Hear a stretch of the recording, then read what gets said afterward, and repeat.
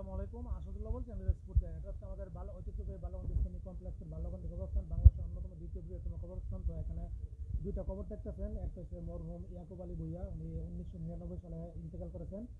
আর পাশে আরেকটা কবর দেখতেছেন, এটা হচ্ছে মরহুম মরিয়ম বেগম। তো উনি হচ্ছে প্রায় 2017 সালে ইন্তেকাল করেছেন। তো দেখতেছেন যে এই স্বামী স্ত্রীর কবর একসাথে। তো ঠিক এভাবে আসলে আমার মায়ের কবর এমনকি বাবার কবরও কিন্তু একসাথে। এখানে আরেকটা কবর দেখতেছেন, এই স্বামী স্ত্রীর কবর একসাথে।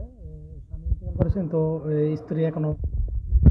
তো আর এর পাশে দেখতেছেন ওই যে আমার মা বাবার কবর, এটা হচ্ছে আমার মায়ের কবর। আর পাশে নির্ধারিত স্থানে হচ্ছে আমার বাবার কবর।